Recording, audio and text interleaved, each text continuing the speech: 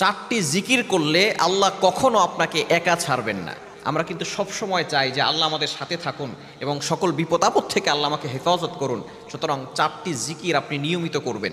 Number one, এক number হচ্ছে হাসবুনাল্লাহু ওয়া নি'মাল ওয়াকিল। এই দোয়াটা হচ্ছে পবিত্র কোরআনুল কারীমের অন্যতম একটি আয়াত।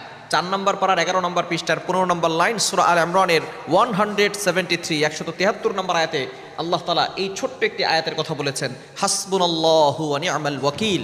এই দোয়াটা আপনি নিয়মিত পড়ার চেষ্টা করবেন। এক নম্বর আমলই হচ্ছে এটা হযরত ইব্রাহিম আলাইহিস সালাম যখন কঠিন বিপদে পড়েছিলেন, নমরুদ যখন তাকে আগুনে নিক্ষেপ করেছিল, তখন ইব্রাহিম আলাইহিস সালাম এই দোয়াটি পড়েছিলেন, হাসবুনাল্লাহু ওয়া নি'মাল ওয়াকিল। আমার রব আমার জন্য যথেষ্ট, আমার আল্লাহ আমার জন্য যথেষ্ট। ইব্রাহিম আলাইহিস সালামের এই দোয়ার বদৌলতে আল্লাহ পাক রব্বুল আলামিন সরাসরি আগুনকে অর্ডার করেছিলেন, কুলনা ইয়া নারু কুনি বারদাও ওয়া সালামান আলা ইব্রাহিম। হে আগুন, আমার ইব্রাহিমের জন্য তুমি শীতলময় ঠান্ডা হয়ে যাও। 40 দিন পর্যন্ত নমরুদ আগুনে নিক্ষেপ করেছিল ইব্রাহিম আলাইহিস সালামের, তাকে পোড়াবে তো দূরের কথা, একটা পশম পর্যন্ত আগুন জ্বালাতে পারে নাই। সুতরাং বোঝা যাচ্ছে বিপদে পড়লে, কঠিন বিপদে পড়লে যদি আপনি এই দোয়াটা পড়তে পারেন, হাসবুনাল্লাহু ওয়া নি'মাল ওয়াকিল, তাহলে আল্লাহ তাআলা বিপদ থেকে আপনাকে হেফাজত করবেন।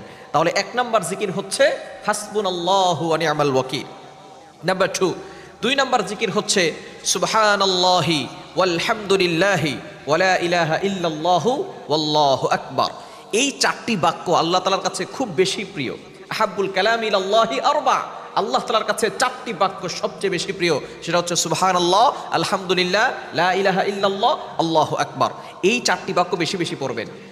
মুসলিম শরীফের ভিতরে, সহিহ মুসলিম শরীফের ভিতরে এসেছে, যারা এই চারটি বাক্য পড়বে আল্লাহ পাক রব্বুল আলামিন তাদেরকে বিপদ আপদ থেকে হেফাজত করবেন। সুবহানাল্লাহ বিহামদি। সুতরাং আপনি 5 ওয়াক্ত নামাজের পরে 10 বার করে হলেও এই দোয়াগুলো পড়বেন।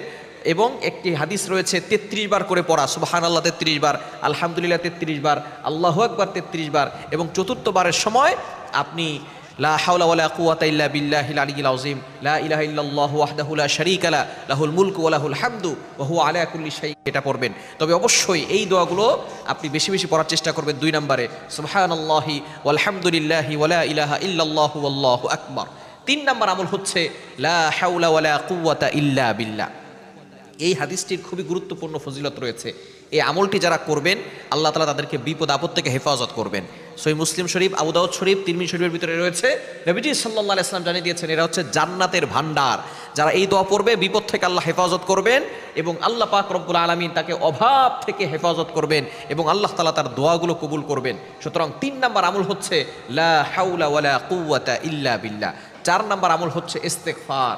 আপনি সব সময় আস্তাগফিরুল্লাহ, আস্তাগফিরুল্লাহ, আস্তাগফিরুল্লাহ, ইস্তেগফার বেশি বেশি করবেন, আল্লাহর কাছে ক্ষমা প্রার্থনা করবেন। কেননা ইস্তেগফারের অনেক ফজিলত রয়েছে।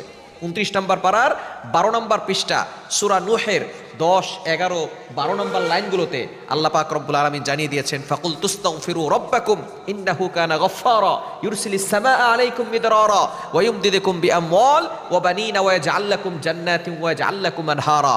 ইস্তেগফারের অনেক ফজিলত রয়েছে। আল্লাহ আপনার গুনাহ ক্ষমা করে দিবেন, জান্নাতের ব্যবস্থা করবেন, জাহান্নাম থেকে মুক্তি দিবেন, আপনার সন্তান হয় না সন্তানের ব্যবস্থা করবেন, সম্পদ নাই সম্পদের ব্যবস্থা করবেন। সুতরাং এই 4টি জিকির অবশ্যই আমরা করার চেষ্টা করব। এই 4টে আমল করলে আল্লাহ তাআলা কখনো আপনাকে একা ছাড়বেন না।